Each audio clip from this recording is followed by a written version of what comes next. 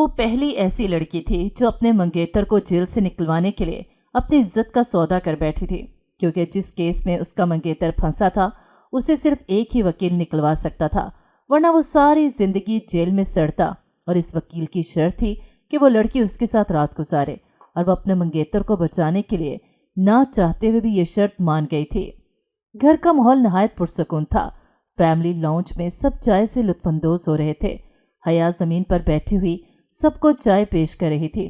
اس کا رویہ ہمیشہ کی طرح نرم اور معصوم تھا۔ ابھی وہ زید ابراہیم کی طرف چائے بڑھانے ہی والی تھی کہ اچانک دروازے پر زور سے دستک ہوئی۔ دستک اتنی غیر معمولی تھی کہ سب چونک گئے۔ سب کی نظریں حیرانی سے دروازے کی طرف اٹھ گئیں۔ زید کی امی، جو کہ گھر کی چچی بھی تھیں، فوراً بولی، حیا دیکھو کون آیا ہے۔ حیا نے خاموشی سے سر ہلایا اور دروازے کی طرف بڑھ گئی۔ وہ بے حد معصوم اور سیدھی لڑکی تھی۔ بچپن ہی میں والدین کھو چکی تھی، اس لیے چاچو اور چاچی نے اسے اپنی بیٹی کی طرح پالا تھا۔ حیا نے دروازہ کھولا ہی تھا کہ کئی پولیس اہلکار ایک ساتھ اندر گھس آئے۔ ان کا دبنگ انداز دیکھ کر حیا خوفزدہ ہو کر ایک طرف ہٹ گئی۔ ڈی ایس پی، جو ایک روبدار شخصیت کے حامل تھے، حیا کو دیکھتے ہی بولے، گھر کے بڑے کہاں ہے؟ حیا نے گھبرا کر اندر کی طرف اشارہ کیا۔ ڈی ایس پی اور دیگر پولیس اہلکار فوراً لاؤنج میں داخل ہو گئے۔ تھوڑی دیر پہلے جو سکون کا عالم تھا، اب وہاں خوف اور پریشانی چھا گئی تھی۔ پولیس نے پورے گھر کو گھیر لیا تھا۔ ڈی ایس پی نے بغیر کسی تمہید کے زید ابراہیم کو گرفتار کرنے کا حکم دیا۔ اچانک شور اٹھا، سب کی سانسیں جیسے تھم گئیں۔ زید کے والد رحمان صاحب فوراً آگے بڑھے اور بلند آواز میں بولے، آخر میرے بیٹے کا جرم کیا ہے؟ کیوں گرفتار کر رہے ہیں اسے؟ ڈی ایس پی نے سخت لہجے میں جواب دیا، جو پوچھنا ہے تھانے آ کر پوچھیں۔ آپ کا بیٹا ایسا جرم کر بیٹھا ہے کہ اسے جیل میں سڑنا پڑے گا۔ یہ کہہ کر ڈی ایس پی نے اپنے سپاہیوں کو زید کو لے جانے کا اشارہ کیا۔ زید کا چہرہ غصے سے سرخ ہو چکا تھا، مگر وہ خاموش کھڑا رہا۔ اسی دوران حیا آگے بڑھی اور ان کے راستے میں کھڑی ہو گئی۔ اس کی آنکھوں میں آنسو تھے۔ وہ بھرائی ہوئی آواز میں بولی، آپ ایسا کیوں کر رہے ہیں؟ زید نے کچھ نہیں کہا۔ ڈی ایس پی نے غصے سے حیا کو جھڑکتے ہوئے کہا، ہٹو بی بی سامنے سے، سمجھ نہیں آ رہا تمہیں؟ اگر زیادہ بولی تو تمہارے زید کو اتنے کوڑے لگائیں گے کہ یہ انسان بن جائے گا۔ حیا کچھ کہنے کو تھی کہ زید کی امی، جو کمرے کے کونے میں کھڑی تھیں، چلائیں، حیا ہٹ جاؤ، ہماری جان کی دشمن بنی ہوئی ہو کیا؟ ان کا لہجہ نفرت اور بے بسی سے بھرا ہوا تھا۔ حیا بے بسی سے پیچھے ہٹ گئی، لیکن اس کی آنکھوں میں التجا تھی۔ زید نے ایک بار حیا کی طرف دیکھا، جیسے کچھ کہنا چاہتا ہو، مگر پھر خاموشی سے پولیس کے ساتھ چل دیا۔ گھر کا ماحول اب سراسر خوف اور بے بسی سے لبریز ہو چکا تھا۔ ہر چہرہ سوالوں کا شکار تھا۔ حیا دروازے کے قریب کھڑی آنسو بہاتی رہی، دل میں دعا کرتی کہ زید بے گناہ ثابت ہو اور جلدی لوٹ آئے۔ گھر میں خاموشی کا سکوت خوف کی گرج میں بدل چکا تھا۔ زرینہ بیگم، جو ابھی کچھ دیر پہلے تک زید کو لے جانے پر خاموش تھی، اچانک چیخ پڑے، رحمان صاحب یہ کیا ہو رہا ہے ہمارے بچے کے ساتھ؟ یہ پولیس والے اسے کہاں لے کر جا رہے ہیں؟ آپ کچھ کریں، میں مر جاؤں گی زید کے بغیر، وہ لوگ میرے بچے کو مار ڈالیں گے۔ ان کی آواز کمرے میں گونج رہی تھی اور ان کی چیخوں نے ماحول کو مزید بوجھل کر دیا تھا۔ حیا ایک کونے میں سہمی ہوئی کھڑی تھی، اس کی سانسیں رکنے لگی تھی۔ زرینہ بیگم کی بے چینی دیکھ کر اس کا دل خوف سے لرز رہا تھا۔ وہ بچپن سے ایسی صورتحال کو دیکھنے کی عادی تھی۔ زندگی نے اسے اتنی بار آزمائشوں سے گزارا تھا کہ وہ مضبوط دل ہونے کا گمان رکھتی تھی، لیکن آج یہ سب دیکھ کر اس کا دل دھڑکنا بھول گیا تھا۔ زید ہمیشہ اس کے لیے ایک سہارا رہا تھا۔ جب زرینہ بیگم اس پر ہاتھ اٹھاتی، زید آگے بڑھ کر اسے بچا لیتا۔ وہ اسے جھڑکتا ضرور تھا، تانے دیتا کہ تم ہمارے ٹکڑوں پر پل رہی ہو، یہ مت بھولو، لیکن کبھی بھی اس نے حیا پر ہاتھ نہیں اٹھایا۔ یہی وجہ تھی کہ حیا اسے ناپسند کرتے ہوئے بھی دل کے کسی کونے میں اس کے لیے نرم گوشہ رکھتی تھی۔ زید کی سختی میں کہیں نہ کہیں ایک چھپا ہوا خلوص تھا جو حیا کو اس کے قریب ہونے کا احساس دیتا تھا، لیکن آج جو کچھ ہو رہا تھا وہ زید کا اچھا ہونے کا ثبوت نہ تھا۔ یہ جرم، یہ الزامات، یہ گرفتاری، سب کچھ حیا کے لیے کسی خوفناک خواب سے کم نہیں تھا۔ رحمان صاحب، جو اب تک پرسکون دکھائی دے رہے تھے، اچانک اپنے قدموں پر کھڑے ہوئے اور غصے سے بولے، تم ہلکان نہ ہو زرینہ، میں جا رہا ہوں، میں دیکھتا ہوں ان پولیس والوں کو، ہمارے بیٹے کو کچھ نہیں ہوگا، میں سب سنبھال لوں گا، तुम होश में आओ। ये कहते हुए वो जल्दी से अपनी गाड़ी की चाबी उठाने लगे। उनके अल्फाज में एतमाद कम और गुस्सा ज्यादा था, जैसे वो खुद भी यकीन दिलाने की कोशिश कर रहे हों कि सब ठीक हो जाएगा। वो दरवाजे की तरफ बढ़ते हुए एक लम्हे के लिए रुके, पलटकर हया की तरफ देखा और गहरी सोच में पड़ गए। फिर सख्त लहजे में बोले, हया तुम भी मेरे साथ चलो। हया का दिल अचानक जोर से धड़कने लगा। उसने हैरत और खौफ के मिले जुले जज्बात से उनकी तरफ देखा। वो सोच रही थी कि भला उसका पुलिस स्टेशन में क्या काम। जरीना बेगम फौरन बोल उठी, हया का वहाँ क्या काम है, इसे क्यों लेकर जा रहे हो? मगर रहमान साहब का इरादा कुछ और ही था। उन्होंने हया के सवालात का जवाब देने के बजाय सख्त लहजे में कहा, जिस काम के लिए कहा जाए वही करो, सर झुका लिया करो और बेवजह के सवालात करके वक्त ज़ाया ना किया करो। ये कहकर उन्होंने हया का हाथ पकड़ लिया और तकरीबन घसीटते हुए उसे गाड़ी की तरफ ले गए। हया जो पहले ही जैद की गिरफ्तारी के खौफ में मुब्तला थी, अब खुद को एक नई उलझन में महसूस कर रही थी। वो समझ नहीं पा रही थी कि उससे आखिर क्या करवाया जाएगा। गाड़ी में बैठते वक्त उसका दिल जोर जोर से धड़क रहा था। रहमान साहब का रवैया सख्त और बेरहम था, जैसे वो हया को सिर्फ एक मोहरा समझ रहे हों। जरीना बेगम दरवाजे पर खड़ी बेबसी से अपने शौहर और हया को जाता हुआ देख रही थी। उनकी आंखों में आंसू थे और वो ज़ेरे लब दुआ कर रही थी कि जैद को कुछ ना हो।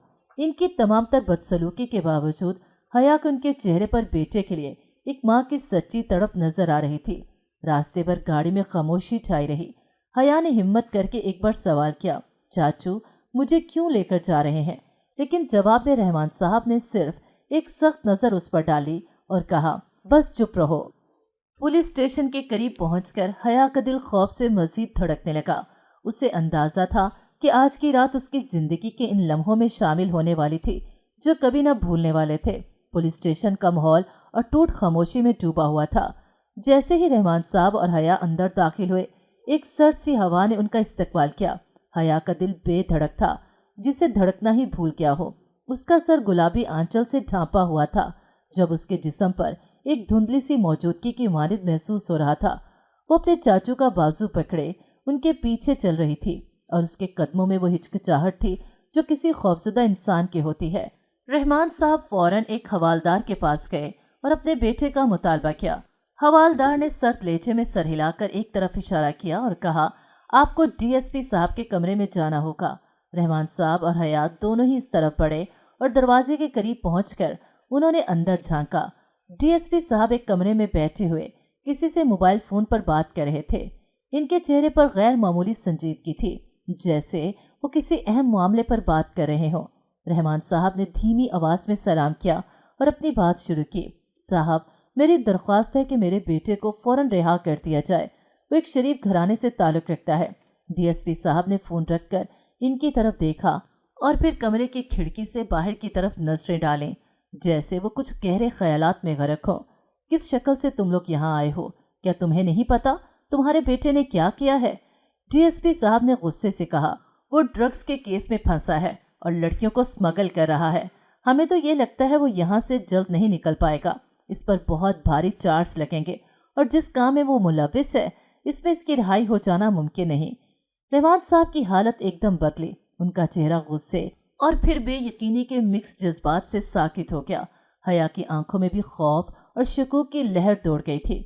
उसने एक पल के लिए सोचा, क्या ये वाकई वो लड़का है जिसे वो बचपन से जानती थी? क्या वो वही जैद है जो कभी उसके साथ खड़ा होता था?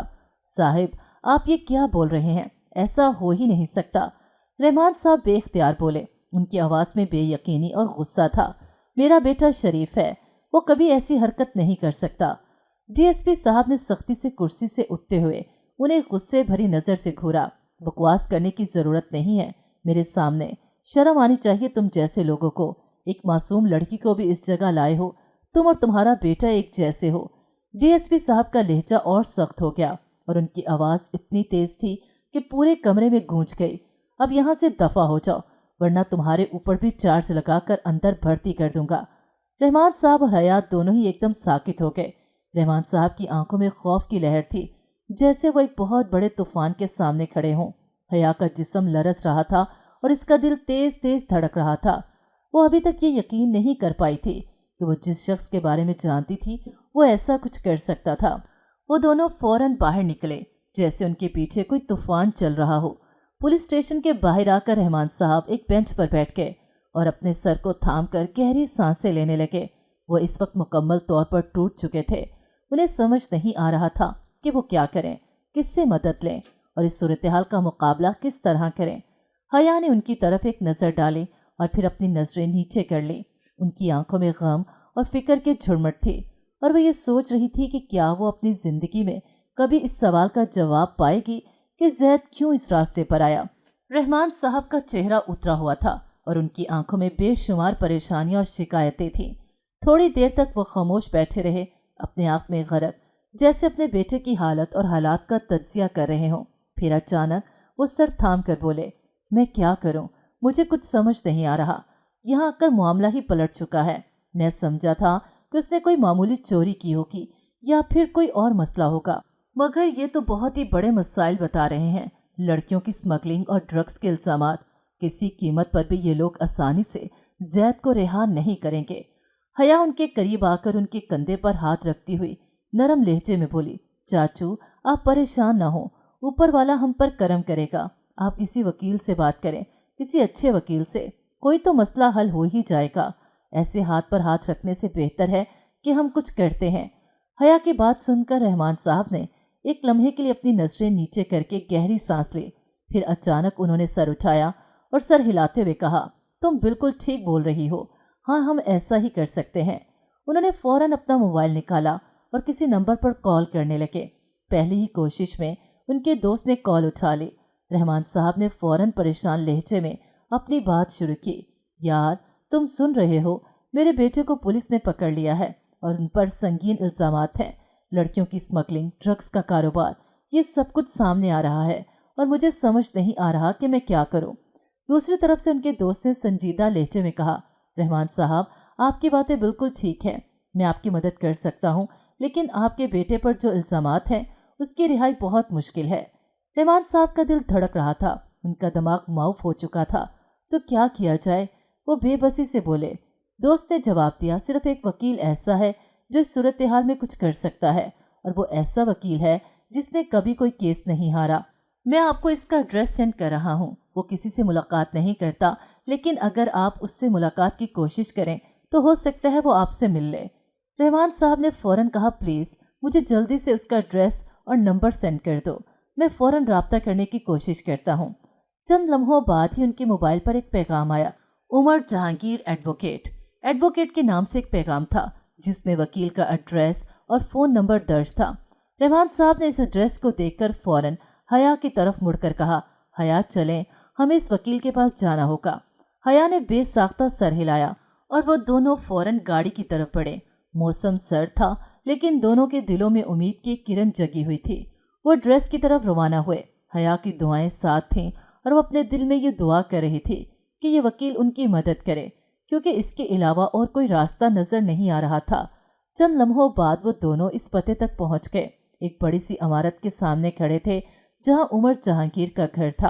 रहमान साहब ने गहरी सांस ली और हया को देखते हुए कहा, चलो हमें कोशिश करनी होगी। रहमान साहब और हया इमारत के सामने खड़े थे। दोनों के दिलों में बेशुमार सवालात और फिक्र का तूफान था। वो गार्ड के पास गए थे जिन्होंने उनकी हालत को देखते हुए थोड़ा सा तवक्कुफ किया था। रहमान साहब ने उनसे इल्तिजाई अंदाज में कहा, मुझे सर उमर से मिलना है, खुदा के लिए मेरी उनसे मुलाकात करवा दो। अगर आज मेरी उनसे मुलाकात ना हुई तो मैं ख़त्म हो जाऊंगा। गार्ड ने उनकी तरफ देखते हुए एक सर्द जवाब दिया, माजरत साहब, किसी से मुलाकात नहीं हो सकती, ये उनके आराम का वक्त है। अगर आपको उनसे मुलाकात करनी है तो अपॉइंटमेंट लेकर आना होगा। ये सुनकर रहमान साहब की आंखों में मायूसी की लहर दौड़ गई, लेकिन इससे पहले कि वो कुछ और कहते, हया ने अपने चाचू के आगे आकर गार्ड के सामने हाथ जोड़ दिए। उसकी आंखों में दर्द और दरख्वास्त की शिद्दत थी। उसका चेहरा लाल हो चुका था और उसकी आवाज़ लरस रही थी जब वो बोली, खुदा के लिए मेरी इल्तिजा कबूल कर लें, आप एक बार हमारी सर से मुलाकात करवा दें। हम बहुत दूर से आए हैं, अगर आज हम उनसे मुलाकात नहीं कर सके तो हम मुश्किल में पड़ जाएंगे। उसका मासूम सा चेहरा और कांपते हुए लब गार्ड के दिल पर असर डाल के गार्ड ने एक लम्हे के लिए हया को बुग़्ज़ से देखा और फिर एक हल्की सी निगाह रहमान साहब पर डाली। सर हिलाकर उसने इंटरकॉम से अंदर बात की। चंद लम्हे बाद उसने दरवाज़ा खोल दिया और इन दोनों को अंदर जाने का इशारा किया। रहमान साहब की आंखों में इत्मीनान की झलक थी और उनके लबों पर एक छोटी सी मुस्कुराहट आ गई, जिसे उन्होंने फौरन छुपा ली। जैसे ही वो दोनों अंदर दाखिल हुए, उनकी नजरें फौरन गार्डन पर पड़ी। वो दोनों ही चकरा गए, क्योंकि गार्डन इतना खूबसूरत था कि ऐसा मंजर उन्होंने कभी नहीं देखा था। हर तरफ सरसब्ज पौधे, रंग बिरंगे फूल और हल्की सी खुशबू फैल रही थी। वो लोग अंदर बढ़ते हुए और भी ज्यादा मुतवज्जा हो गए।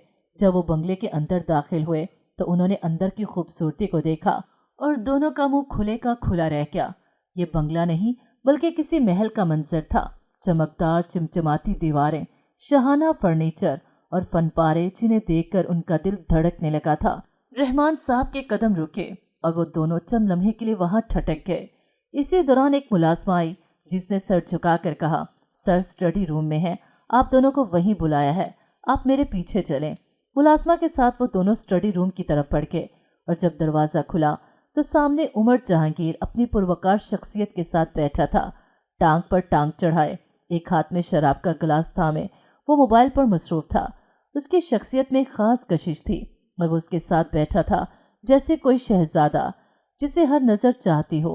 उमर जहांगीर ने जब इन दोनों को देखा तो उसकी आंखों में एक मखसूस सर्द महरी थी जो उसकी शान के मुताबिक थी। उसका चेहरा बेहद हसीन था और वो हर तरह से कामयाब इंसान लग रहा था। वो बहुत ज़्यादा पुरसकून और ख़ुद में मगन नज़र आ रहा था, जैसे कोई भी मुश्किल उसके लिए मामूली हो। रहमान साहब और हया के कदम स्टडी रूम में दाखिल होते ही रुके और वो दोनों इस शख्सियत के सामने बिल्कुल छोटे महसूस हो रहे थे। रहमान साहब ने एक नज़र उमर जहांगीर पर डाली और उसकी आंखों में थोड़ी सी परेशानी और दर्दमंदी झलकने लगी। हया की नज़रें उमर जहांगीर पर जमी हुई थी और वो सोच रही थी कि ये वकील वाकई उनकी मदद कर सकता है या नहीं। उमर जहांगीर ने अपनी पोजीशन बरकरार रखते हुए एक सर्द लहजे में कहा, आप लोग यहाँ क्यों आए हैं, क्या मसला है? उसकी आवाज़ में कोई झिझक नहीं थी और वो अभी तक अपने मोबाइल में मसरूफ था। रहमान साहब ने गहरी सांस ली और कहा, सर, हमें आपकी मदद की ज़रूरत है। हमारे बेटे पर संगीन इल्ज़ामात हैं और हम बेबस हो गए हैं। उमर जहांगीर ने एक लम्हे के लिए मोबाइल छोड़ा और दोनों को बुग़्ज़ से देखा। इनकी आंखों में एक अजीब सा तासुर था। जिसने आपको मेरा कॉन्टैक्ट नंबर दिया होगा, मेरे घर का एड्रेस दिया होगा, उसने आपको मेरे तौर तरीके भी बताए होंगे। उसकी आवाज़ में एक ख़ास संजीदगी थी जो रहमान साहब और हयात दोनों को बेचैन कर गई। मैं इस तरह किसी से मुलाकात नहीं करता, सिर्फ इस लड़की की वजह से मैंने हाँ की है। खैर, मेरी कुछ शर्तें हैं, इसके बाद ही मैं आपका केस सुनूंगा। रहमान साहब ने फौरन एक दिलजमी के साथ जवाब दिया, सर, आप हुक्म करें, मैं आपकी खिदमत में सब कुछ पेश करने के लिए तैयार हूँ। उमर जहांगीर ने एक दिलचस्प निगाह रहमान साहब पर डाली और फिर हया को देखते हुए सवाल किया, नाम क्या है इस लड़की का? हया ने एक लम्हे के लिए ठटक कर उमर जहांगीर को देखा, जैसे वो सोच रही हो कि ये किस नोयत का सवाल था। लेकिन रहमान साहब ने फौरन जवाब दिया, जी, ये मेरी भतीजी है हया नूर, जैद इब्राहिम की मंगेतर।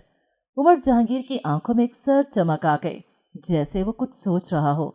उसने रहमान साहब को देखा और फिर बगैर किसी तासुर के बोला, आपके बेटे का जैसा भी केस हो, किसी भी मुसीबत में वो फंस चुका हो, मैं इस केस को आराम से हल कर सकता हूँ, लेकिन मेरी एक शर्त है। रहमान साहब की आंखों में तरद्दुद और बेचैनी की लहर दौड़ गई और फौरन उसने कहा, मुझे आपकी हर शर्त मंजूर है। उमर जहांगीर ने मुस्कुराते हुए कहा, तुम बाहर जाओ, मैं तुम्हारे चाचू से बात करूंगा। हया फौरन सहम कर अपने चाचू को देखने लगी, लेकिन रहमान साहब ने उसे बाहर जाने का इशारा किया। जैसे ही हया बाहर निकले, उमर जहांगीर ने अपनी नजरें रहमान साहब पर मरकूज की और फिर इसकी आवाज़ ने एक खौफनाक सन्नाटे में सबको डाल दिया, अगर आपको अपना बेटा बेगुनाह साबित करवाना है, इस पर मौजूद तमाम एलिगेशंस हटवाने हैं, तो मेरी एक शर्त है। रहमान साहब ने आहिस्ता से सर उठाया, लेकिन उमर जहांगीर ने बगैर किसी हिचकिचाहट के कहा, मैं आपकी भतीजी यानी जैद इब्राहिम की मंगेतर हया नूर के साथ एक रात गुजारना चाहता हूँ। अगर आपको ये मंजूर है तो मैं ये केस सुनूंगा, वरना आपको यहाँ से निकाल दूंगा। रहमान साहब इस लम्हे में एक लम्हे के लिए पूरी तरह से साकित हो गए थे, जैसे उनके जिस्म से तमाम तवानाई निकल गई हो। उसने फटी फटी निगाहों से उमर जहांगीर को देखा। उसके दिमाग में एक जोरदार शोर था, जैसे वो इस बात को हजम नहीं कर पा रहा हो। इसका दिल डूबने लगा था और जुबान जैसे खुश्क हो गई हो। तुम क्या कह रहे हो? रहमान साहब की आवाज़ में खौफ और हैरत का एक अजीब इम्तिजाज था। उमर जहांगीर ने इसकी कमजोरी को महसूस किया और सर्द लहजे में कहा, ये शर्त है रहमान साहब, इसके बगैर आपका बेटा ना तो बच सकता है, ना ही आपका केस हल हो सकता है। रहमान साहब की आंखों में अब एक अजीब सी बेबसी और इस्तराब था। वो बेइख्तियार हो गए थे, जैसे कोई ताकत उनसे सलब हो चुकी हो। वो इस लम्हे को हजम करने की कोशिश कर रहे थे, लेकिन दिल में एक तूफान था जिसमें खुद की इज्जत, हया की इज्जत और अपने बेटे की जिंदगी के फैसले की कशमकश थी। उमर जहांगीर की आंखों में कोई तासुर नहीं था। वो बिल्कुल बेपरवाह नजर आ रहा था, जैसे उसके लिए ये कोई बड़ी बात ना हो। इसके अंदर छुपे हुए गहरे राज और कुव्वत का तासुर वाज़िया हो रहा था और रहमान साहब की आंखों में बेबसी के सिवा कुछ नहीं था। उमर जहांगीर ने फौरन अपने मोबाइल पर कॉल डायल की और उसका इशारा रहमान साहब के लिए था कि वो चुप रहें। उसने कॉल को स्पीकर पर लगा लिया ताकि रहमान साहब भी सुन सकें। एक संजीदा अंदाज में वो बोला, जैद इब्राहिम के नाम का कोई केस आपके पास आया है? डीएसपी साहब की आवाज़ फौरन उसकी समाज से टकरा गई। जी सर, आया है। आप उसे जानते हैं? अगर आप जानते हैं तो मैं उससे फौरन अभी रिहाई दे देता हूँ। सब खैरियत है। रहमान साहब ये आवाज़ सुनकर हैरानी से पलटकर उमर जहांगीर की तरफ देखने लगे। अभी कुछ देर पहले तक वही डीएसपी साहब उन्हें सख्त लहजे में धकेल कर बाहर निकाल चुके थे। अब अचानक कैसे उसकी एक कॉल पर इतने नरम हो गए थे? इसका जहन इस तब्दीली को समझने में बेचैन था। उमर जहांगीर ने मुस्कुराकर रहमान साहब को देखा और फिर डीएसपी साहब से कहा, नहीं अभी कोई काम नहीं, बस पूछना था। मैं आपको दोबारा कॉल करूंगा, ख्याल रखना इस लड़के का। जी जी सर, जैसा आपका हुक्म। डीएसपी साहब की आवाज़ में बेहद अतात थी और इसके बाद फ़ोन बंद हो गया।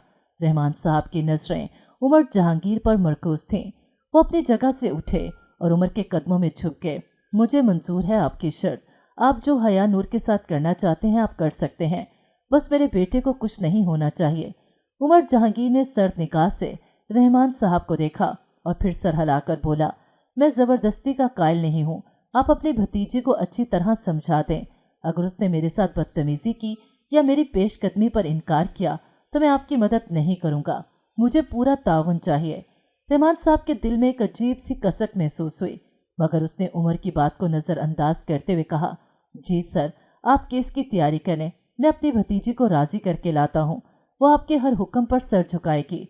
जैसा आप कहेंगे वैसा ही होगा। वो कहते हुए फौरन बाहर निकल गया। उसका चेहरा अब सख्त था और उसकी मुस्कुराहट कहीं गायब हो चुकी थी। रहमान साहब का दिल बेहद भारी था, जैसे उन्होंने किसी खतरनाक मुआहदे पर दस्तखत किए हों। उमर जहांगीर की नजरें रहमान साहब के पीछे गईं और उसके चेहरे पर एक जहरीली मुस्कुराहट फैल गई। इसने एक लम्हे के लिए भी रहमान साहब के फैसले पर तासुर जाहिर नहीं किया। वो जानता था कि अब सब कुछ उसके हाथ में है। इसके अंदर का ताकतवर बेरहम शख्स इस वक्त जीत चुका था। रहमान साहब के कदमों की आवाज़ कम होती गई और वो बाहर निकलकर हया को तलाश करने के लिए रवाना हो गए। इनका दिल कांप रहा था, लेकिन उसने अपने बेटे की रिहाई की उम्मीद पर सब कुछ तस्लीम किया था। उसकी आंखों में बेचैनी, तशवीश और इस्तराब था। वो बाहर निकलते हुए भी उमर जहांगीर की सर्द मुस्कुराहट के असर से निकल नहीं पाया था, जो उसे मुसलसल महसूस हो रही थी। लाउंज में हया अपनी जगह बैठी बेचैनी से अपने चाचू का इंतजार कर रही थी। इनके अंदर आने की आवाज़ सुनते ही वो फौरन उनकी तरफ लपकी और सवालों की बौछार कर दी। चाचू, क्या हुआ? सब खैर है ना? सर क्या कह रहे थे? जैद को रिहाई मिल जाएगी ना? वो हमारा केस ले रहे हैं ना? रहमान साहब ने थके हुए और परेशान हाल चेहरे के साथ उसकी तरफ देखा। एक लम्हे के लिए उनकी नजरें झुक गईं। फिर उन्होंने उसका हाथ थामा और कहा, चलो बाहर चलते हैं। वो उसे गार्डन में ले गए, जहाँ सर्द शाम के साए हर तरफ छाए हुए थे। गार्डन के किनारे एक लकड़ी का बेंच था। वहीं बैठकर रहमान साहब ने गहरी सांस ली और हया के चेहरे को गौर से देखने लगे। हया, मुझे आज तुमसे कुछ मांगना है, उन्होंने धीमी लेकिन संजीदा आवाज़ में कहा। हया हैरत ज़दा होकर बोली, जी चाचू, क्या मांगना है? रहमान साहब ने अपने हाथों को आपस में मलते हुए कहा, तुम जैद से मोहब्बत करती हो ना? उसके लिए जान भी दे सकती हो, ऐसा ही है ना? हया ने उलझन भरी नज़रों से उनकी तरफ देखा और आहिस्ता से कहा, जी चाचू, बिल्कुल।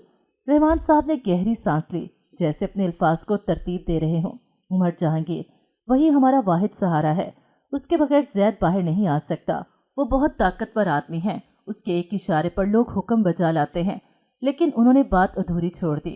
फिर नजरें झुकाकर बोले, عمر نے ایک شرط رکھی ہے، وہ کہتا ہے اگر تم اس کے ساتھ ایک رات گزارو تو وہ یہ کیس لڑے گا اور زید کو رہائی دلوا دے گا۔ یہ سنتے ہی حیا کے چہرے کا رنگ فک ہو گیا، وہ جیسے کسی دھچکے میں آ گئی۔ اس کی آنکھوں میں بے یقینی اور غصے کا امتزاج تھا۔ چاچو، آپ یہ کیا کہہ رہے ہیں؟ کیا آپ کو پتہ ہے آپ کس قسم کی بات کر رہے ہیں؟ رحمان صاحب نے اس کی طرف دیکھا، ان کی نظریں سخت تھیں۔ حیا، زید کی زندگی اور موت کا سوال ہے۔ اگر تم نے عمر کی شرط نہ مانی تو وہ کچھ نہیں کرے گا اور زید جیل میں ہی مر جائے گا۔ تم اسے بچانے کے لیے کچھ بھی کر سکتی ہو، ہے نا؟ حیا کی آنکھوں سے آنسو بہنے لگے، اس کے ہونٹ کانپ رہے تھے اور اس کے لیے بولنا مشکل ہو گیا تھا۔ چاچو، زید کے لیے میں جان بھی دے سکتی ہوں، لیکن یہ میری عزت کا سوال ہے، میں کیسے کر سکتی ہوں؟ رحمان صاحب نے غصے سے کہا، اگر تم نے یہ نہ کیا تو زید کی موت کی ذمہ دار کون ہوگا؟ ہم سب ختم ہو جائیں گے، ہماری عزت ختم ہو جائے گی اور تمہارے لیے ہمارے گھر میں جگہ نہیں ہوگی۔ یہ آخری موقع ہے حیا، سوچ لو۔ حیا نے سنا تو اس کا دل جیسے ٹوٹ گیا، وہ بے جان سی بینچ پر بیٹھ گئی، اس کی آنکھوں سے بے اختیار آنسو گر رہے تھے۔ اس کے لیے فیصلہ کرنا ناممکن لگ رہا تھا، وہ اندر سے ٹوٹ چکی تھی، لیکن زید کی زندگی کا سوال اس پر بھاری تھا۔ خاموشی کے گہرے سائے گارڈن میں چھا گئے۔ حیا نے آسمان کی طرف دیکھا جیسے کسی معجزے کی دعا کر رہی ہو، لیکن کہیں سے کوئی جواب نہیں آیا۔ گارڈن کے گھنے درختوں کے سائے تلے حیا چپ چاپ بینچ پر بیٹھی رہی۔ رات کی خنکی پڑ رہی تھی، مگر اس کے اندر کی بے چینی نے اس کا ہر احساس مفلوج کر دیا تھا۔ لمحہ بلمحہ رحمان صاحب کی باتیں اس کے ذہن میں گونجتی رہیں، زید کی زندگی، اس کی محبت اور اس کے چچا کے احسانات سے بھری ہوئی باتیں اسے چاروں طرف سے جکڑ رہی تھیں۔ اس کی آنکھوں سے دو گرم آنسو پھسلے اور گارڈن کی نرم گھاس میں جذب ہو گئے۔ وہ اپنے وجود کو بمشکل سنبھالتے ہوئے لڑکھڑاتی آواز میں بولی، منظور ہے مجھے، میں تیار ہوں چاچو، زید کے لیے، اپنے منگیتر کے لیے، میں اپنی عزت کا سودا کرنے کے لیے تیار ہوں۔ اس کی آواز میں ٹوٹا ہوا عزم تھا۔ وہ نظریں جھکائے مٹی میں اپنی عزت کا بوجھ سمیٹتے ہوئے کہنے لگی، آج میں آپ کے ہر قرض کا حساب دے دوں گی۔ جو کچھ میں نے آپ سے بچپن سے لے کر آج تک پایا ہے، آج میں اسے چکا دوں گی۔ اب آپ کی بیوی یا آپ کا بیٹا مجھے یہ نہیں کہیں گے کہ میں نے آپ لوگوں کے ٹکڑوں پر پل کر اپنی زندگی گزاری ہے۔ رحمان صاحب خاموشی سے اس کی بات سنتے رہے۔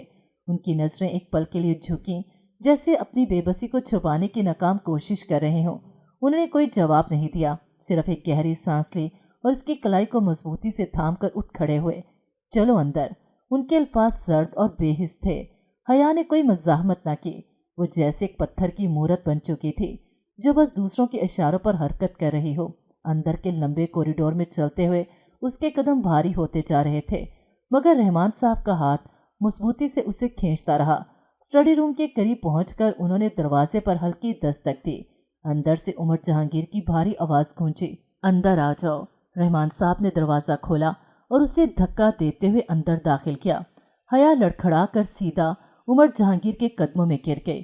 وہ لمحہ گویا سارا کمرہ خاموشی کی گونج سے بھر گیا ہو۔ عمر جہانگیر اپنی مخصوص کرسی پر بڑا جمع تھا، اس کے ہاتھ میں شراب کا گلاس تھا اور وہ گہری نظریں حیا کے جھکے وجود پر جمائے ہوئے تھا۔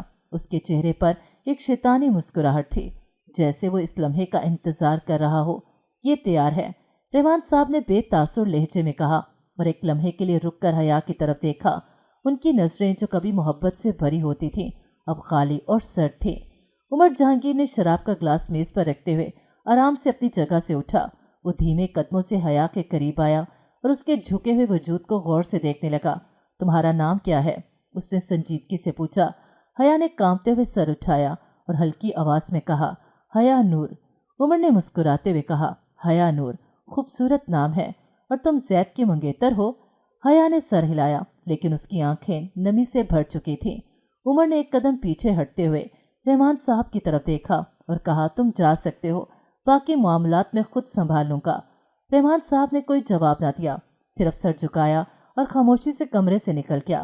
کمرہ مکمل طور پر خاموش تھا۔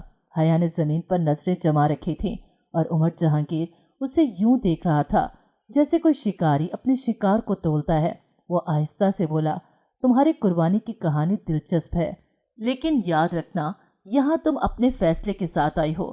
حیا نے کوئی جواب نہ دیا، اس کے آنسو خاموشی سے بہتے رہے اور وہ دل ہی دل میں دعا کرتی رہی کہ یہ لمحہ کسی طرح گزر جائے۔ कमरे में गहरी खामोशी छा गई थी।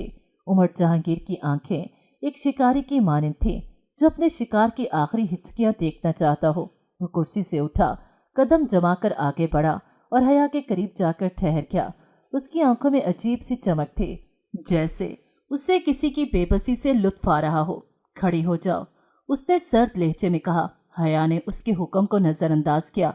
उसकी नजरें झुकी रहीं और आंसू उसकी पलकों से टूटकर गालों पर बिखरने लगे।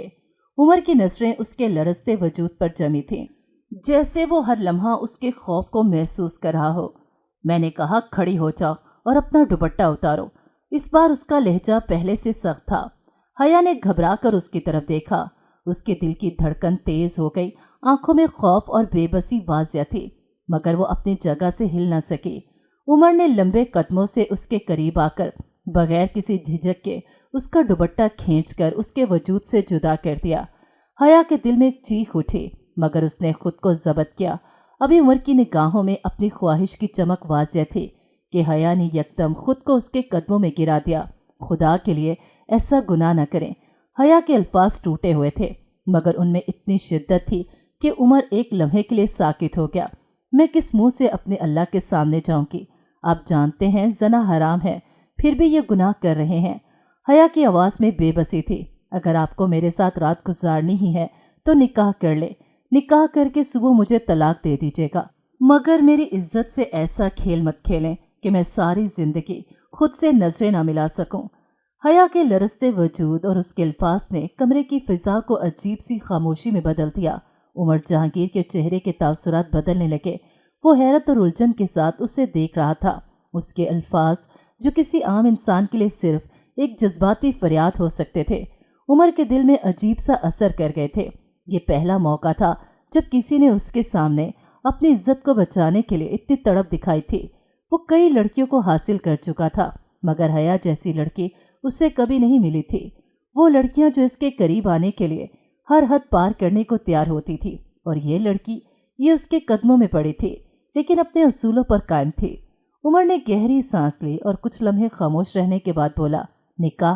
तुम जैसी लड़कियों से निकाह नहीं किया जाता। इसके लहजे में हल्की सी तलखी थी। हया ने उसकी तरफ बेयकीनी से देखा, मगर कुछ न कहा। उमर ने अपनी बात जारी रखते हुए कहा, लेकिन खैर, अभी इस वक्त मुझे अपनी ख्वाहिश पूरी करनी है। मैं निकाह के इंतजामात करता हूँ। उसकी ज़बान पर ये अल्फाज गैर इरादी तौर पर आ गए थे। वो खुद हैरान था कि उसने ये क्यों कहा।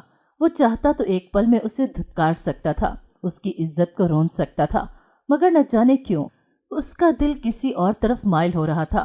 उमर की नजरें हया के झुके हुए चेहरे पर थीं। उसका दिल अजीब कैफियत में था। ये वही चेहरा था जिसे उसने गार्ड के सामने सीसीटीवी में रोते देखा था। वो लम्हा जब उसने अपनी मसरूफ जिंदगी से वक्त निकालकर इन लोगों को अंदर बुलाने की इजाज़त दी थी, अब उसके लिए किसी इम्तिहान से कम नहीं लग रहा था। उमर ने एक मुलाजिम को बुलाया और निकाह के इंतजामात का हुक्म दिया। हया, जो अभी तक ज़मीन पर बैठी थी, उसकी बातों को हैरत से सुन रही थी। वो नहीं जानती थी कि किस्मत ने उसके लिए क्या फ़ैसला लिखा है, मगर उसका दिल खुदा के हजूर झुका हुआ था और उसकी दुआएं किसी मोजज़े की मुंतज़िर थीं। कमरे में खामोशी थी जो हया के दिल में हलचल मचा रही थी। उमर जहांगीर ने मुलाजिम को निकाह ख्वाह बुलाने का हुक्म दिया, और ये बात हया के लिए किसी गैर मुतवक्का मोजज़े से कम नहीं थी। वो अपने वजूद को संभालने की कोशिश कर रही थी, मगर उसके हाथों की कपकपाहट उसकी अंदरूनी कैफियत को जाहिर कर रही थी। उमर जहांगीर एक कुर्सी पर बैठा था, टांग पर टांग रखे, शराब का ग्लास सामने टेबल पर रखा हुआ। उसकी निगाहों में अजीब सी गहरी सोच छुपी हुई थी। इसके चेहरे पर वही बेनियाजी का तासुर था, जैसे ये सब उसके लिए आम सी बात हो, लेकिन हया के दिल में हजारों सवालात उठ रहे थे। थोड़ी देर बाद एक दरमियानी उम्र के निकाह ख्वाह को लाया गया, जो एक छोटा सा बस्ता हाथ में लिए कमरे में दाखिल हुआ। उसके पीछे 2 गवाह भी मौजूद थे, जो मुलाजिम के इशारे पर साथ आए थे। निकाह ख्वाह ने कमरे में कदम रखते ही उमर को सलाम किया, जिससे सर के हल्के से इशारे के साथ जवाब दिया, बैठ जाएं मौलवी साहब। उमर जहांगीर ने धीमी आवाज़ में कहा, और निकाह ख्वाह कुर्सी पर बैठ गया। वो निकाह का रजिस्टर खोलने लगा। हया को कमरे के कोने में खड़ा कर दिया गया। वो अपनी जगह पर साकित थी, जैसे पत्थर की मूरत हो। उसके जहन में ख्याल आया कि ये सब कुछ किसी ख्वाब का हिस्सा है, मगर उमर की सख्त नजरें उसे हकीकत का एहसास दिला रही थी। آپ کا نام؟ نکاح خواہ نے عمر کی طرف دیکھا اور سوال کیا۔ عمر جہانگیر۔ پھر نکاح خواہ نے حیا کی طرف دیکھا اور نرمی سے پوچھا، بیٹی آپ کا نام؟ حیا نے سر اٹھایا مگر زبان نے ساتھ نہ دیا، وہ خاموش کھڑی رہی جیسے آواز کھو چکی ہو۔ عمر جہانگیر نے سرد نظر اس کی طرف ڈالی اور سنجیدگی سے بولا، حیا نور۔ نکاح خواہ نے مزید سوالات کیے اور ضروری تفصیلات نوٹ کی۔ عمر نے جھک کر میز پر رکھے کاغذات پر دستخط کیے اور پھر نکاح خواہ نے گواہوں کی طرف دیکھا تو انہوں نے حامی بھری اور اپنے دستخط ثبت کیے۔ جب نکاح کے کلمات پڑھنے کا وقت آیا تو نکاح خواہ نے عمر کی طرف دیکھا اور کہا، عمر جہانگیر، کیا آپ حیا نور کو اپنے نکاح میں قبول کرتے ہیں؟ عمر کی نظریں حیا پر تھیں اور اس کے لبوں پر ہلکی سی مسکراہٹ ابھری۔ قبول ہے، وہ بے حد اطمینان سے بولا۔ پھر نکاح خواہ نے حیا کی طرف دیکھا، بیٹی کیا آپ عمر جہانگیر کو اپنے نکاح میں قبول کرتی ہیں؟ حیا کے ہاتھ کانپ رہے تھے، وہ اپنے اندر کی ہمت کو مجتمع کرتے ہوئے بولی، قبول ہے۔ یہ الفاظ ادا کرتے ہوئے اس کی آواز ٹوٹ رہی تھی مگر نکاح خواہ نے 3 بار پوچھا اور ہر بار اس نے قبول ہے کہا۔ کمرے میں موجود ہر شخص خاموش تھا، صرف نکاح کے کلمات کی گونج سنائی دے رہی تھی۔ نکاح کے بعد نکاح خواہ نے دعائیں کی اور مبارکباد دی۔ عمر نے خاموش نگاہ حیا پر ڈالی جو اب بھی ایک کونے میں کھڑی تھی۔ اس کا دل اندر سے ٹوٹ چکا تھا مگر اس نے اپنے چہرے پر ضبط کا نقاب اوڑھ رکھا تھا۔ عمر نے اطمینان سے نکاح کے کاغذات اپنے پاس رکھ لیے جیسے یہ کھیل ہو جو اس نے جیت لیا ہو۔ نکاح ہونے کے بعد اس نے ملازم کو حکم دیا کہ وہ حیا کو اس کے کمرے میں پہنچا دے اور وہ خود دفتر کی طرف گامزن ہو گیا تھا تاکہ وہ زید ابراہیم کا کیس اچھی طرح سٹڈی کر سکے۔ کل وہ اس کیس کو جڑ سے ہی ختم کرنے کا ارادہ رکھتا تھا۔ یہی وجہ تھی کہ اس نے اپنی رات برباد کرنے کے بارے میں سوچ لی تھی۔ رات کے آخری پہر جب سناٹے کا غلبہ تھا، حیا اپنی بے بسی کو دل میں دبائے بستر پر بیٹھی تھی۔ وہ ہر لمحہ عمر جہانگیر کی آمد کی منتظر رہی تھی۔ اس کے دل میں عجیب سے خوف اور بے یقینی کا ملا جلا احساس تھا۔ نکاح کے بعد سے وہ خود کو کسی نئی دنیا میں محسوس کر رہی تھی، ایک ایسی دنیا جہاں اس کے فیصلے، اس کی مرضی سب کسی اور کے ہاتھ میں تھی۔ عمر جہانگیر کا سایہ تک کمرے میں نہ آیا تھا اور حیا کی آنکھیں انتظار کرتے کرتے بوجھل ہونے لگیں۔ جب نیند کی ہلکی سی گرفت اس پر آئی تو فجر کی اذان نے اسے جگا دیا۔ وہ فوراً اٹھ بیٹھی اور جائے نماز پر آ کر اپنے اللہ کے حضور جھک گئی۔ آنکھوں سے آنسو رواں تھے اور زبان پر دعا تھی، یا اللہ زید کو رہائی عطا فرما دے، میری اس قربانی کو قبول کر لے، میری زندگی میں جتنے بھی گناہ ہیں ان سب کو معاف فرما دے۔ وہ سسکیاں بھرتی رہی، اپنے رب کے حضور دل کھول کر رکھ دیا۔ عمر جہانگیر جو اپنے دفتر میں رات بھر زید ابراہیم کی کیس کی تیاری کر رہا تھا، صبح کے وقت گھر لوٹا۔ تھکن کے آثار اس کے چہرے پر واضح تھے لیکن آنکھوں میں وہی عزم کی چمک تھی۔ وہ سیدھا اپنے کمرے کی طرف آیا، دروازہ کھولتے ہی ایک لمحے کو رکا۔ جب اس کی نگاہ حیا پر پڑی، وہ جائے نماز پر بیٹھی اپنی اللہ کے سامنے سر جھکائے زاروں کی طرح رو رہی تھی۔ اس کے کندھے ہل رہے تھے اور آنسو اس کی گالوں سے بہتے ہوئے قالین پر گر رہے تھے۔ عمر نے گہری سانس لی، اس کے چہرے پر ایک لمحے کے لیے غیر محسوس سی نرمی ابھری لیکن فوراً وہی سختی لوٹ آئی۔ نماز ختم ہو جائے تو میری طرف بھی توجہ دے لینا، عمر کی بھاری آواز کمرے میں گونجی۔ حیا نے چونک کر سر اٹھایا، اس کی پلکیں آنسوؤں سے بھیگی ہوئی تھیں اور چہرہ لال ہو رہا تھا۔ وہ گھبراہٹ کے عالم میں جلدی سے دعا مکمل کر کے کھڑی ہو گئی۔ آپ کب آئے؟ اس نے دھیمی آواز میں پوچھا۔ آنکھیں جھکی رہیں۔ یہ اہم نہیں، اہم یہ ہے کہ تم نے میرے کہنے پر نکاح تو کر لیا لیکن اب یہ سمجھ لو کہ یہ کوئی کھیل نہیں ہے، جو کیا ہے اس کے اثرات تمہیں قبول کرنے ہوں گے۔ عمر نے قریب آتے ہوئے کہا۔ حیا نے ایک لمحے کو سر اٹھایا لیکن اس کی نظریں عمر کی سرد آنکھوں سے ٹکرا کر دوبارہ جھک گئیں۔ میں نے سب کچھ آپ کے کہنے پر کیا لیکن میرا مقصد صرف زید کی رہائی ہے۔ آپ نے وعدہ کیا تھا کہ… ہاں وعدہ کیا تھا، اور تم جانتی ہو عمر جہانگیر کبھی اپنا وعدہ نہیں توڑتا۔ آج زید کا کیس عدالت میں پیش ہوگا اور میں اس سے اس طرح باہر نکالوں گا جیسے کچھ ہوا ہی نہیں۔ لیکن یاد رکھو اب تمہاری زندگی میری ہے، تمہارا ہر لمحہ میرے فیصلوں کے مطابق چلے گا۔ حیا کے دل پر اس کی باتوں کی چھریاں چل رہی تھیں۔ وہ کچھ بول نہ پائی، صرف خاموشی سے سر ہلا دیا۔ اب جا کر کچھ آرام کرو، تمہارا تھکا ہوا چہرہ مجھے پسند نہیں۔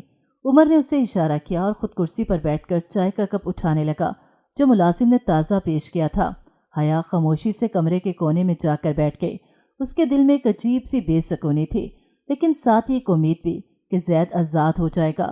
وہ جانتی تھی کہ اس کی زندگی اب بدل چکی ہے اور وہ خود ایک ایسی قیدی کی طرح تھی جسے عمر جہانگیر کی مرضی کے مطابق جینا تھا، مگر اس کو یہ بھی معلوم تھا کہ جب وہ اپنی خواہش پوری کر لے گا تو اس کو رہا کر دے گا، مگر وہ جانتی ہی نہیں تھی کہ عمر جہانگیر کے دماغ میں کیا چل رہا تھا۔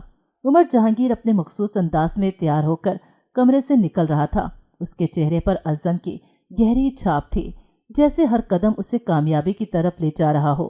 وہ اپنی کلائی پر گھڑی باندھتے ہوئے سیڑھیاں اتر رہا تھا جب حیا فوراً سامنے آئی۔ اس کا چہرہ ابھی بھی رات بھر جاگنے کی تھکن اور دعا کے اثرات سے بھرپور تھا، لیکن آنکھوں میں ایک عجیب سی لگن چھلک رہی تھی۔ وقت دھیرے دھیرے گزرتا چلا گیا۔ تقریباً صبح کے 10 بجے کے قریب وہ تیار ہو کر عدالت کے لیے نکلنے لگا جب حیا فوراً اس کے راستے میں حائل ہوئی تھی اور اس کو دیکھتے ہوئے دھیمے انداز میں بولی تھی، سر میں بھی آپ کے ساتھ چلوں گی، مجھے بھی عدالت جانا ہے۔ حیا نے مضبوط لہجے میں کہا، گو کے دل اندر سے دھڑک رہا تھا۔ عمر نے ایک لمحے کے لیے رک کر اسے سر سے پاؤں تک دیکھا۔ اس کی نظریں سرد اور بے لچک تھیں۔ وہ چند لمحے خاموش رہا، جیسے اس کی بات پر غور کر رہا ہو، پھر دھیمی مگر سخت آواز میں بولا، جب تک تم میری خواہش پوری نہیں کرتی تم اس گھر کی دہلیز پار نہیں کر سکتی، یہ بات ذہن نشین کر لو۔ حیا کا دل جیسے کسی بھاری پتھر تلے دب گیا۔ اس نے اپنی لرزتی ہوئی آواز کو قابو میں رکھا اور ایک قدم اس کے قریب بڑھا کر بولی، زید میرا منگیتر ہے، میرا حق ہے کہ میں اس کی رہائی کے لیے وہاں موجود ہوں۔ عمر نے تنسیہ مسکراہٹ کے ساتھ اس کی بات سنی اور پھر بنا کچھ کہے آگے بڑھ گیا۔ حیا جس کی آنکھوں میں آنسو بھرنے کو تھے اس کے پیچھے لپکی، سر پلیز مجھے بھی لے چلیں۔ وہ تقریباً روتے ہوئے بولی۔ عمر رکا لیکن مڑ کر نہیں دیکھا۔ وہ چند لمحے یوں ہی کھڑا رہا جیسے کچھ سوچ رہا ہو، پھر اپنے قدم دوبارہ بڑھانے لگا۔ حیا نے ہمت نہیں ہاری اور ایک بار پھر اس کے راستے میں آ گئی۔ آپ مجھے نظر انداز کر سکتے ہیں لیکن میں آپ کو چھوڑنے والی نہیں ہوں۔ مجھے زید کی رہائی دیکھنی ہے، وہ میرے لیے صرف ایک شخص نہیں، میری پوری دنیا ہے۔ اس کی آواز لرز رہی تھی لیکن عزم واضح تھا۔ عمر کے چہرے کے تاثرات تبدیل ہوئے تھے۔ اس نے سخت نگاہوں سے حیا کو گھورا تھا اور اس کی آنکھوں میں جھانکتے ہوئے بولا، تمہیں سمجھ کیوں نہیں آتا؟ میں وہ آدمی نہیں ہوں جو کسی کے جذبات کی پرواہ کرے۔ تم نے نکاح کیا ہے، وہ تمہارا اپنا فیصلہ تھا، مگر میرا فیصلہ وہ ہے جو تمہیں ہر حال میں پورا کرنا پڑے گا۔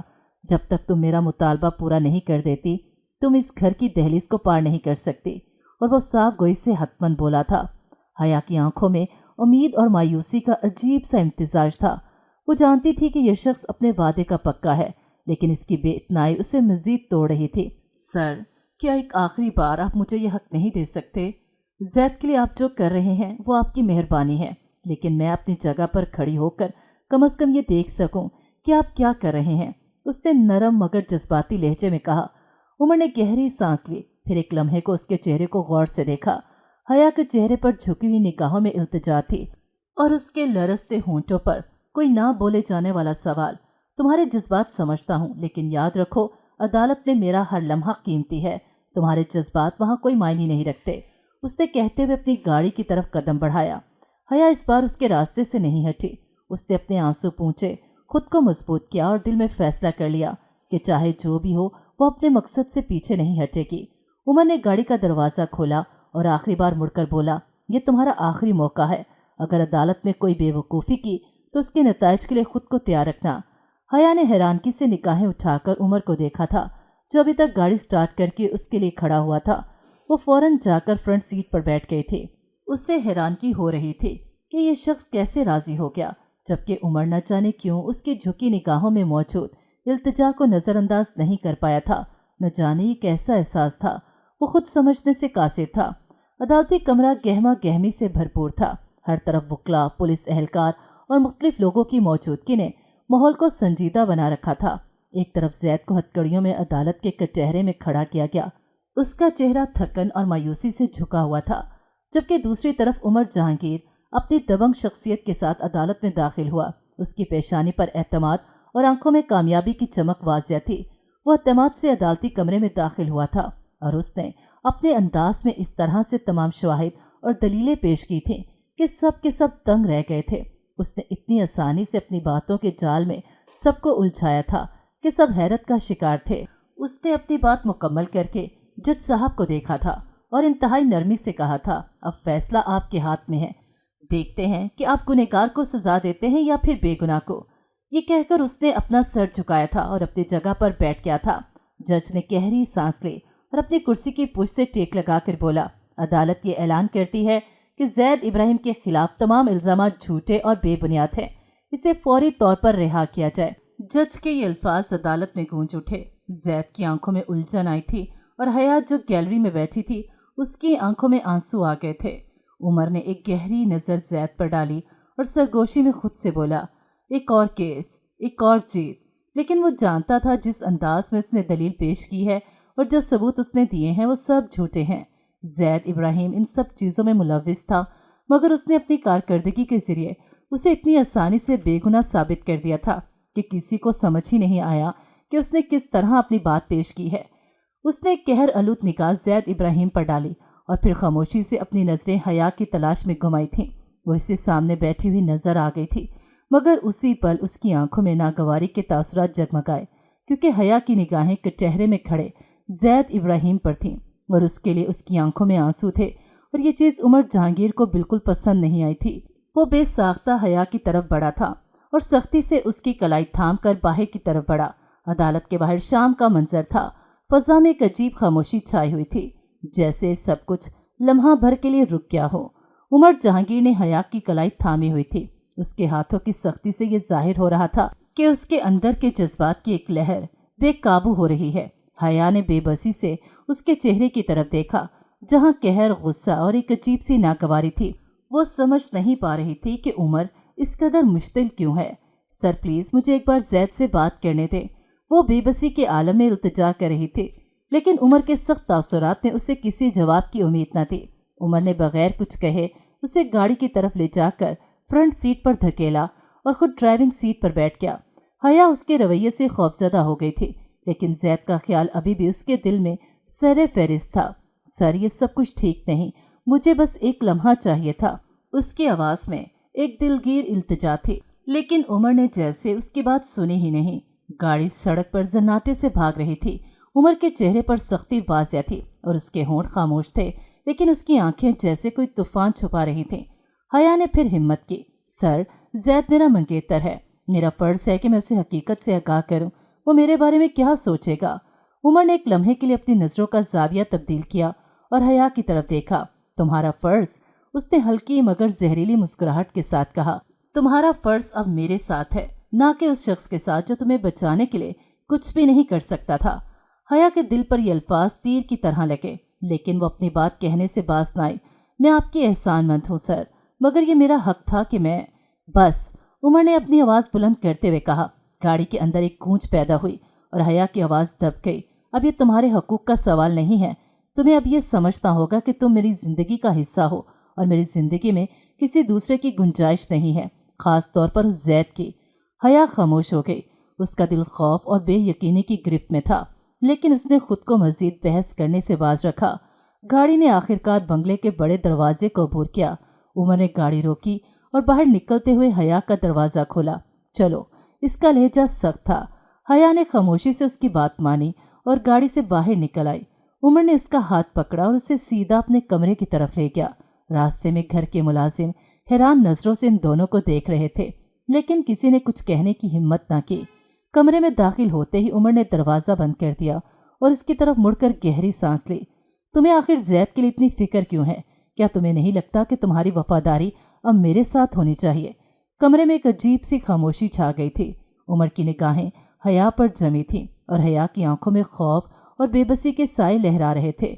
उसके दिल में एक जंग चल रही थी, लेकिन वो इस सब को समझने से कासिर थी। उमर के अल्फाज गूंज की तरह उसके जहन में बार बार दोहरा रहे थे, मगर वो हिम्मत करके बोली थी, लेकिन सर आप तो मुझे तलाक दे देंगे।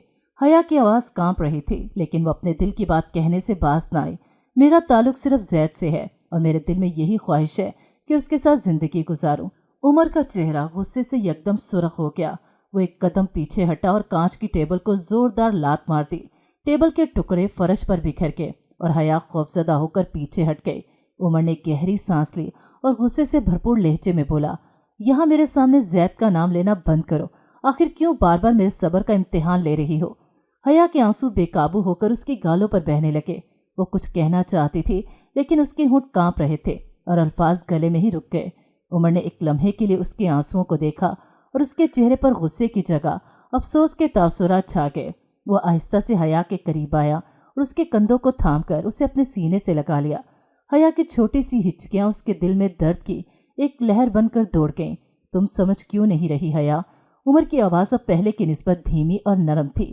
میں تم سے محبت کرنے لگا ہوں، بیوی ہو تم میری ملکیت، اور میں کسی بھی قیمت پر تمہیں کھونے کا سوچ بھی نہیں سکتا۔ حیا کو یقین نہیں آ رہا تھا کہ وہ یہ سب سن رہی ہے۔ عمر نے ایک گہری سانس لی اور مزید کہا، میں عمر جہانگیر ہوں حیا۔ میری شخصیت میں یہ شامل نہیں کہ میں اپنی چیزوں یا اپنے لوگوں کو خود سے دور جانے دوں۔ تم جیسی بھی ہو اب تم میری ہو۔ حیا نے دھیرے سے سر اٹھایا اور اس کی نظریں عمر کے چہرے پر جم گئیں۔ وہ اس کی باتوں میں چھپی سچائی کو محسوس کرنے لگی۔ عمر کا لہجہ، اس کے الفاظ اور اس کے انداز میں ایک عجیب سا خلوص تھا۔ میں جانتا ہوں حیا، زید تمہارا ماضی ہے اور میں تمہارا حال۔ عمر کی آواز میں اب نرمی تھی۔ لیکن کیا تم نے کبھی سوچا کہ زید اور اس کے چچا نے تمہارے ساتھ کیا کیا؟ انہوں نے تمہاری عزت کا سودا کیا، تمہیں مجبور کیا کہ تم اپنی زندگی کا سب سے بڑا فیصلہ ان کی مرضی سے کرو، اور میں نے تمہیں اپنی بیوی بنایا، تمہیں وہ مقام دیا جو ایک عورت کو ملنا چاہیے۔ حیا کی آنکھوں میں حیرت اور سوچ کے تاثرات چھا گئے۔ اس کے دل میں عمر کی باتیں گہرائی تک جا پہنچی تھیں۔ اس نے اپنے آنسو پونچھتے ہوئے دھیرے سے کہا، سر شاید آپ ٹھیک کہہ رہے ہیں، زید نے واقعی مجھے کبھی وہ عزت نہیں دی جو آپ نے دی ہے۔ عمر نے مسکراتے ہوئے اس کے ماتھے پر نرمی سے ہاتھ رکھا۔ میں تم سے محبت کرتا ہوں حیا، اور یہ محبت ہمیشہ کے لیے ہے۔ میں تمہیں خوش رکھنا چاہتا ہوں اور اس دنیا کی ہر تکلیف سے دور لے جانا چاہتا ہوں۔ حیا کے دل میں عمر کے لیے عزت اور محبت کے بیج بو دیے گئے تھے۔ وہ سمجھ چکی تھی کہ زید اس کے ماضی کا حصہ تھا اور عمر اس کا مستقبل ہے۔ یہ لمحہ ان دونوں کے لیے ایک نیا آغاز تھا۔ حیا نے دل سے عمر کو قبول کر لیا اور اس کے دل میں یہ یقین جاگزی ہو گیا کہ جو شخص اس کی عزت کو اپنی محبت سے بلند رکھے وہی اس کا حقیقی ساتھی ہو سکتا ہے۔ زندگی کے فیصلے جذبات کی بجائے عقل سے کیے جائیں۔ عزت، محبت اور خلوص ہی وہ بنیادیں ہیں جو ایک مضبوط رشتے کو قائم رکھ سکتی ہیں۔ حیا نے اپنی زندگی میں ایک نیا راستہ چنا اور عمر نے اسے ثابت کر دیا کہ حقیقی محبت خود غرضی سے پاک ہوتی ہے۔